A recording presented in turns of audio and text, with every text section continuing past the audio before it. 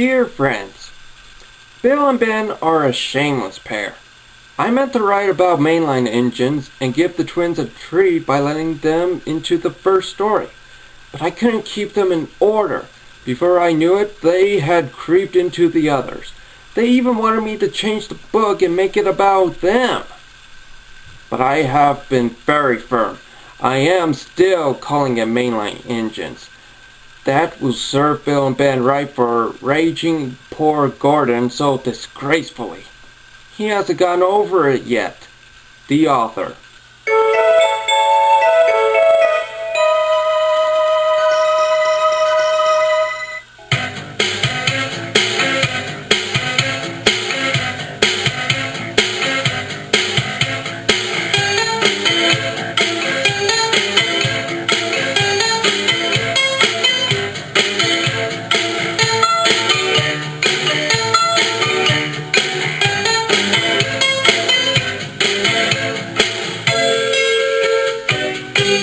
Bill and Ben are tank engine twins. Each has 4 wheels, a tiny chimney and dome, and a small squat cab.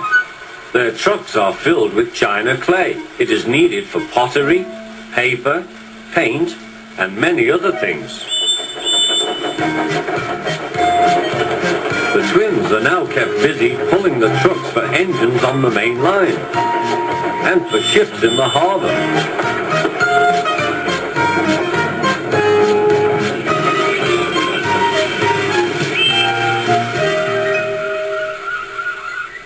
One morning, they arranged some trucks and went away for more.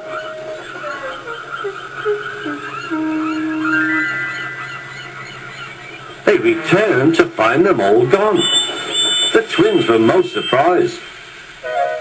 Their drivers examined a patch of oil. "That's a diesel," they said. "It's a wattle?" asked Bill. "A diesel, I think," replied Ben. "There's a notice about them in our shed. Coughs and sneezels bet diesels. You had a cough in your smoke box yesterday. It's your fault the diesel came." "It isn't, it is." "Stop arguing, you two," laughed their drivers. "Let's go and rescue our trucks." Bill and Ben were horrified. "But the diesel will magic us away like the trucks." "He won't magic us," replied their drivers. "We'll more likely magic him." "Listen, he doesn't know you're twins. So we'll take away your names and numbers, and then this is what we'll do." Puffing hard, the twins set off on their journey to find the diesel.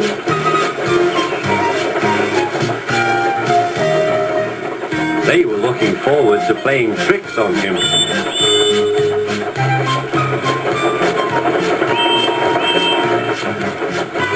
Creeping into the yard, they found the diesel on a siding with the missing trucks.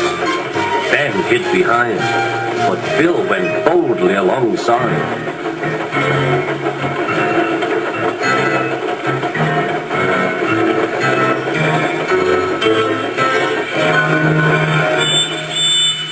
The diesel looked up. "Do you mind?" "Yes," said Bill, "I do. I want my trucks, please." "These are mine," said the diesel. "Go away." Bill pretended to be frightened. "You're a big bully," he whimpered. "You'll be sorry." He ran back and hid behind the trucks on the other side. Ben now came forward. "Truck stealer!" hissed Ben. He ran away too. Bill took his place.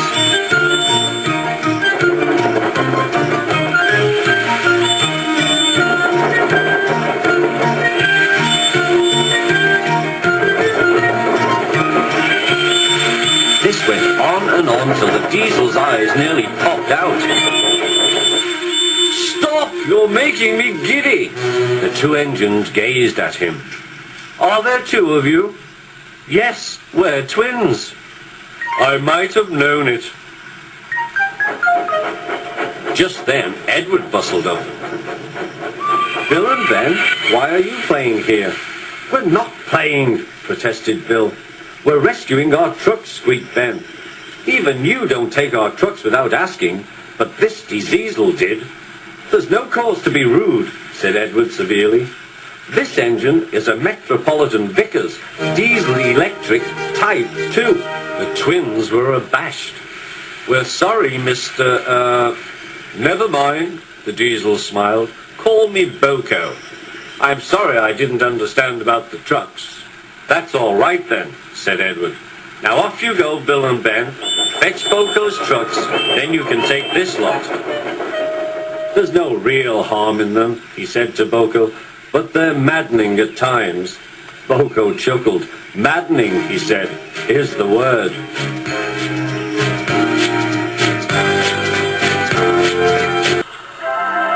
Trevor the traction engine was enjoying his work in the vicarage orchard. Birds were singing and apples were ripening on the trees. It was a lovely day. "Hello, Trevor," said James. "You look as bright and cheerful as my red paint." "Oh, I am," replied Trevor. "What's that noise?" "It's the bees," laughed Trevor. "They're all in these boxy things called beehives. I'm taking them to the station.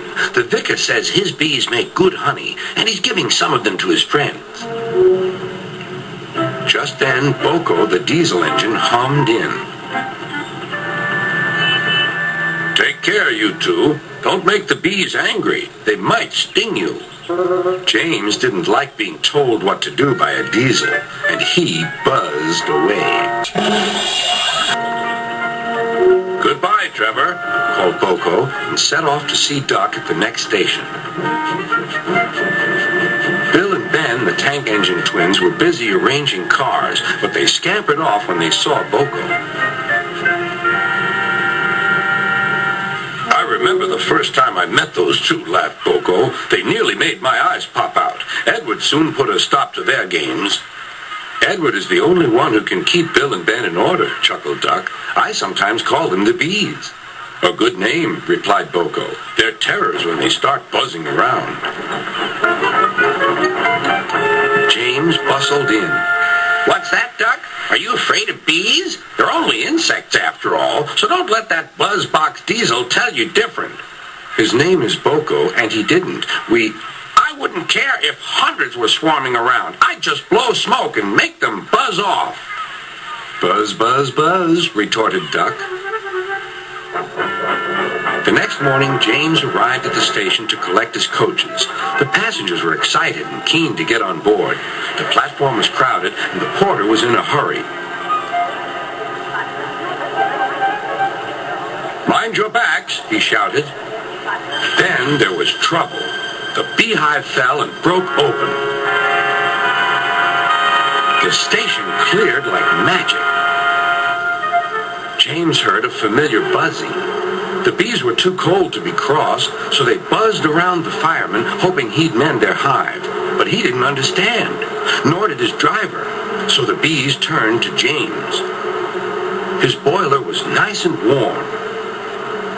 Buzz off, hissed James. One bee burnt his foot. "Ooh, ah, ah, ooh." The bee thought James had burnt him on purpose.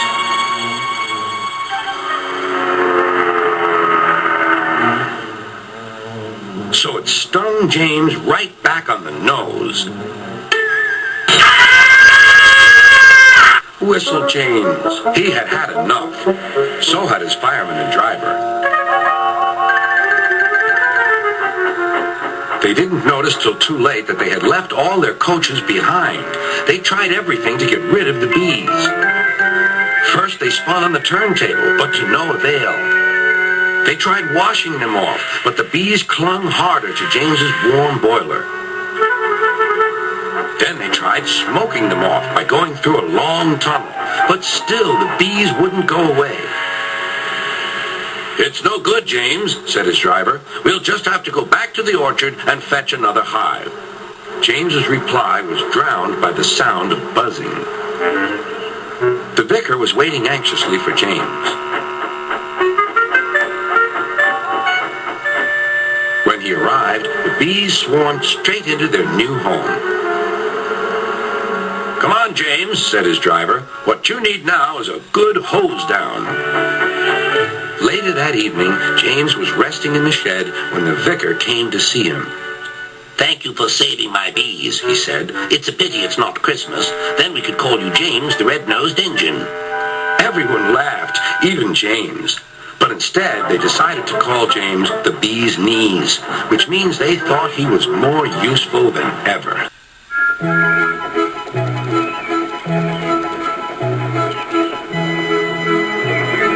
Thomas's branch line is important, and so is Edward's.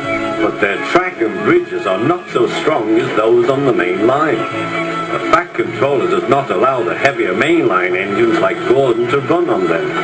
But one day, the way Gordon was talking, you would have thought the Fat Controller had given this order for quite another reason.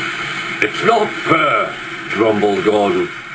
"What isn't fair?" asked Edward. "Letting branch line diesels pull main line trains." "Never mind, Gordon. I'm sure Boko will let you pull his truck sometime." Gordon spluttered. "I won't pull Boko's dirty trucks. I won't run on branch lines." "Why not? Would be a nice change." "The Fat Controller would never approve," huffed Gordon. "Branch lines are vulgar." Gordon puffed away. Edward chuckled and followed him to the station. Every evening, the two engines pull two fast trains from the station. Gordon always leaves first with an express for the main line. Edward follows 5 minutes later with his train for the branch line.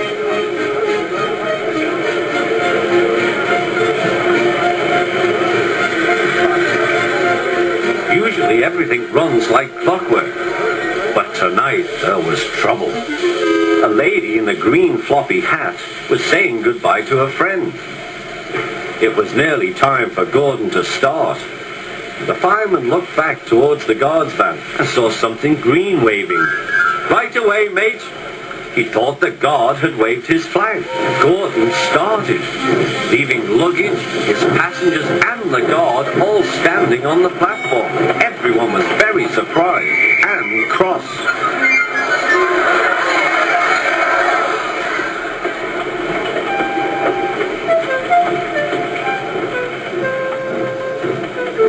To make matters worse, by the time Gordon had been stopped and brought back, Edward was already late with his train. So now he set off first. But the signalman at the junction wasn't told about the change. By mistake, he sent Edward along the main line.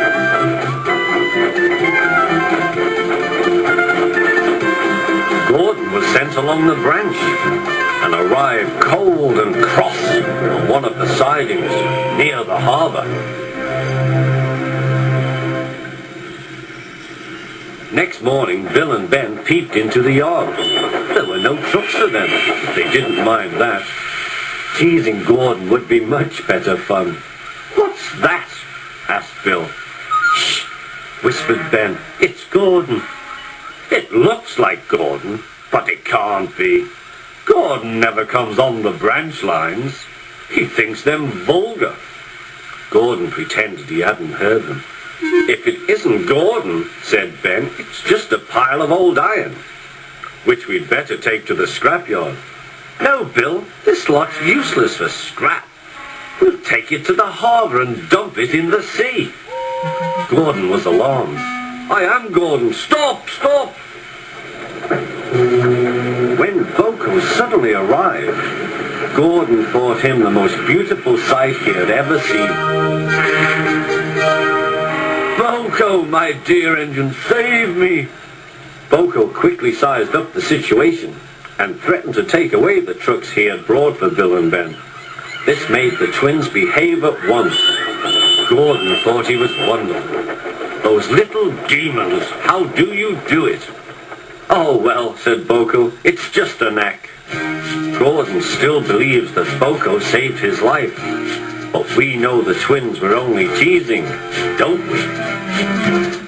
Bertie the bus was giving some visitors a tour of the island of Soda.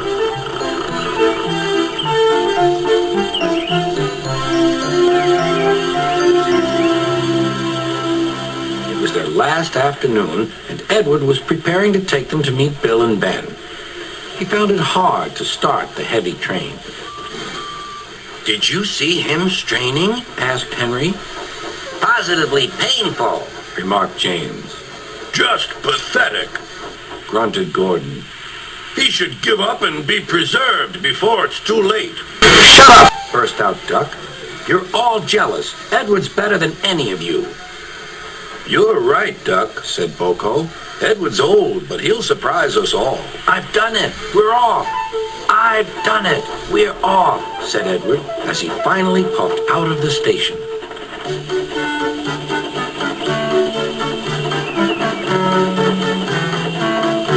Bill and Ben were delighted to see the visitors. They loved being photographed. Later, they took the party to the China Clay Works in a break band special.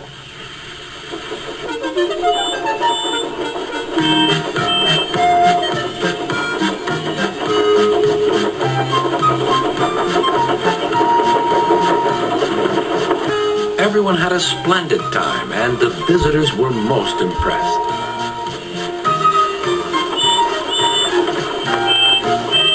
Then Edward took the visitors home.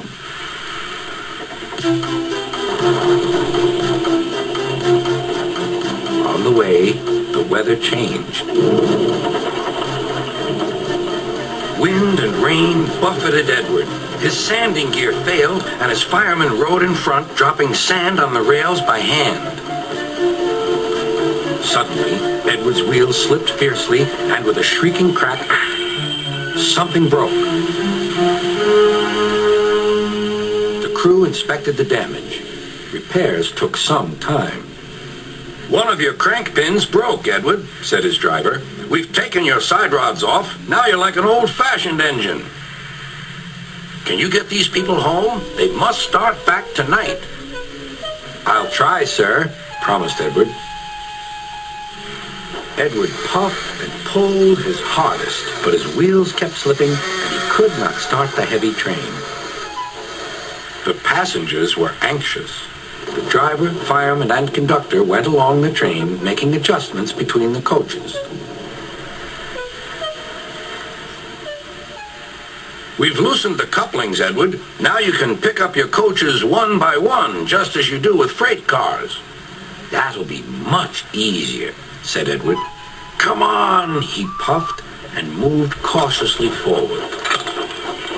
The first coach moving helped to start the second, and the second helped the third.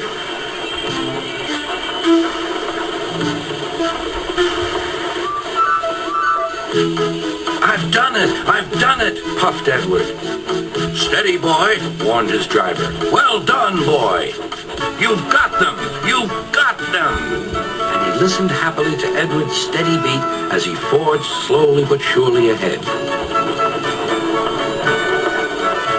At last, battered, weary, but unbeaten, Edward steamed in. Henry was waiting for the visitors with the special train. Beep, beep. Sir Topham Hatt angrily pointed to the clock, but excited passengers cheered and thanked Edward, his driver, and fireman.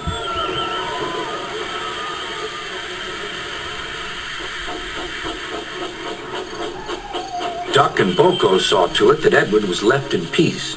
Gordon and James remained respectfully silent.